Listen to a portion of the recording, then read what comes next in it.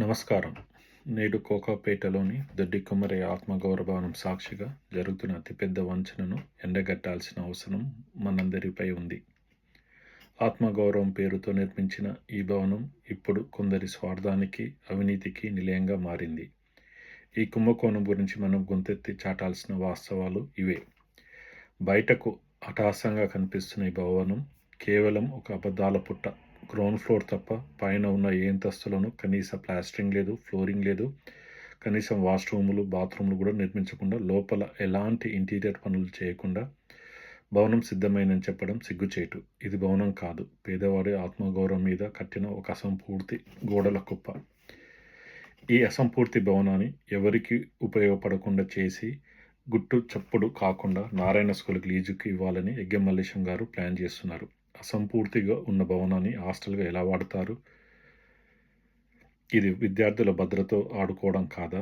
కుల బాంధవుల కోసం కట్టిన భవనాన్ని ఒక ప్రైవేటు సంస్థకు దారదత్తం చేసి ఆ సొమ్మును జేబులో వేసుకోవాలని చూడటం అత్యంత హేయమైన చర్య. ఇప్పటికే ఈ ప్రాజెక్టు కోసం కోట్లాది రూపాయలు ఖర్చు చేశారు. చాలాదన్నట్లు ఎగ్గెం మల్లేశం గారు తన ఎమ్మెల్సీ నిధుల నుండి మరో ₹1,00,00,000 కేటాయించారు. అంటే మొత్తం 8.5 కోట్ల రూపాయలు ప్రజాధనం ఈ భవనం మీద పోశారు. ఇంత డబ్బు ఖర్చు చేసినా కనీసం ఫ్లోరింగ్ కూడా లేదంటే ఆ డబ్బు ఎవరి జేబులో వెళ్ళింది? ఈ అక్రమాలకు, ఈ నాటకాలకు బీర్ల ఎల్లయ్య గారు తోడే రాగం అందుకున్నారు. ప్రజలను తప్పుదోవ పట్టించడానికి వీరంతా కలిసి ఆడుతున్న ఈ డ్రామాను మనం తిప్పికొట్టాలి.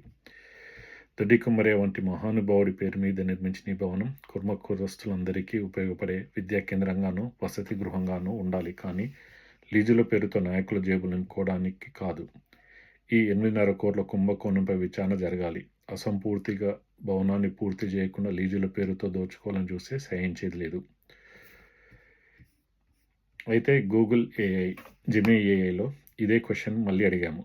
మొన్న ఇచ్చిన ఎస్టిమేట్సే దీనిని మళ్ళీ అదే ఎస్టిమేట్ అడిగాము. 24,000 ఎస్ఎఫ్టీ G+2 కట్టడానికి, 3 స్టోరీ కట్టడానికి బ్రేక్ డౌన్ చేసి ఎంత ఖర్చు అవుతుందని అడిగితే అది మొత్తం టోటల్ కన్స్ట్రక్షన్ కాస్ట్ 4.5 కోట్ల నుండి 5.5 కోట్ల వరకు అవుతుందని అది చెప్పింది.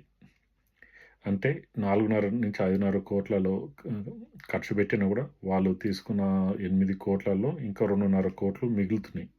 అది కాకుండా వాళ్ళు కనీసం లోపల పని చేయకుండా సగానికి సగము ఈ పైసలు జోబులో వేసుకున్నారు.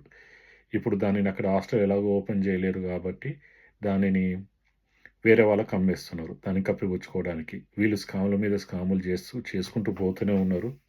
మనల్ని మభ్యపెడుతూనే పోతూనే ఉన్నారు.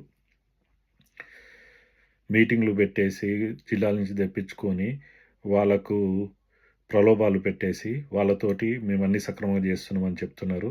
వీళ్ళు చేసే అక్రమాలను కప్పిపుచ్చుకోవడానికి ప్రజల గొంతుకలని, తర్వాత మేధావులను కూడా విమర్శించే స్థాయికి వీళ్ళు చేరారు. కాబట్టి ఇక్కడ జరిగిన కుంభకోణం పైన ప్రభుత్వానికి మేము కంప్లైంట్ చేయబోతున్నాము. దీని మీద కూడా సమగ్ర దర్యాప్తు జరిపి చర్య తీసుకోవాలని కోరబోతున్నాము. వీళ్ళందరినీ వదిలిపెట్టేది లేదు. వీళ్ళందరినీ బేడీలు వేసి జైలుకు పంపించే రోజులు ఖచ్చితంగా వస్తాయి. Thank you. బాయ్.